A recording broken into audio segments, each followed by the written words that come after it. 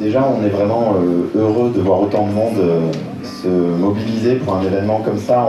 On va parler aujourd'hui de narratifs et de récits. C'est des sujets qui relèvent un peu de l'ordre du sensible.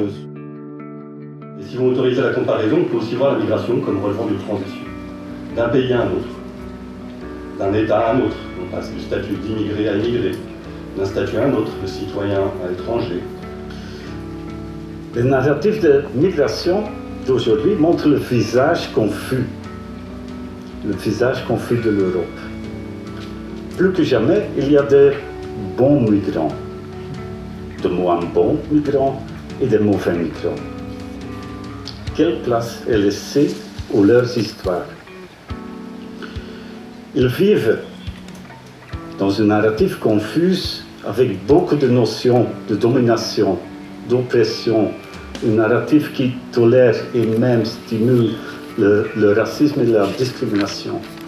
Notre recherche de opportunities a constaté qu'il y a des opportunités. Un dialogue est donc possible, mais pour cela, on doit écouter, vraiment prendre les histoires des autres au sérieux. Le GADA des années 70-80 formait des migrants qui voulaient absolument repartir. Aujourd'hui, on est dans une mobilité raisonnée, là-bas et ici. C'est encourager les actions des migrants vers leur territoire d'origine, tout en accompagnant leur processus d'intégration ici.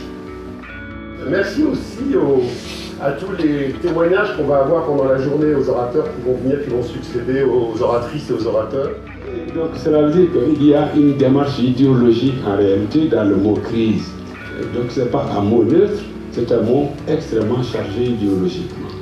Donc cela veut dire que si... Je pense que c'est une journée très importante, d'abord parce qu'elle permet une rencontre, un échange d'idées sur un problème qui nous concerne tous, l'immigration.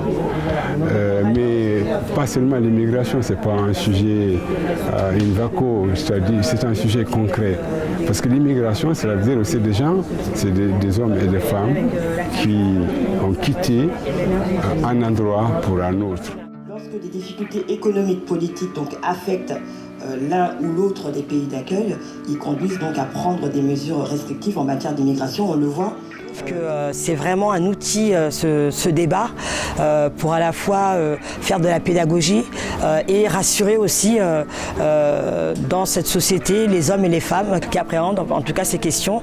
Et je trouve que, il ne faut pas l'appréhender, mais c'est une richesse quoi, pour les uns et les autres, et pour la France, pour la société, pour l'Europe, d'avoir ce genre de rencontres, de forums pour partager en tout cas nos regards croisés. Pour cette France assise sur un trésor qu'elle prend pour une bombe, assise sur un cadeau qu'elle prend pour le chaos. Pour cette France sonnante et trébuchante qui se dilapide en vaines querelles, qui ouvre les vannes à la mauvaise vague, qui s'ouvre les veines, qui se mutile, qui crie « Au loup, au loup, au loup !» et l'ouvre en grand, la bergerie.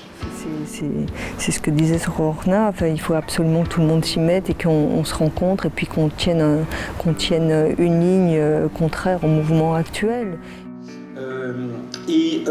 Comment on se réinvente en quelque sorte un récit national aux antipodes en quelque sorte d'un récit qui a été construit sur une centralité française, une forme d'identité dans une pérennité qui ferait qu'on serait là depuis toujours et que des étrangers viendraient s'agréger à une sorte de noyau national qui représenterait la France et dans lequel il faudrait venir s'intégrer pour ne pas dire s'assimiler.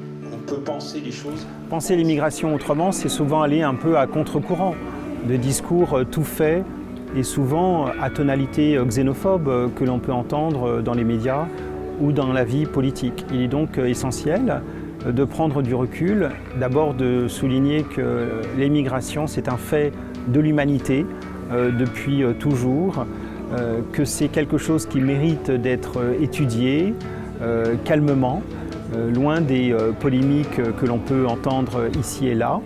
Et puis c'est aussi à l'échelle d'un pays comme la France, qui a été le grand pays d'immigration en Europe, depuis le XVIIIe siècle, que c'est aussi quelque chose qui a profondément marqué notre histoire, qui n'est pas en marge de notre récit national, mais qui en est profondément constitutif. Tu as fait une belle transition.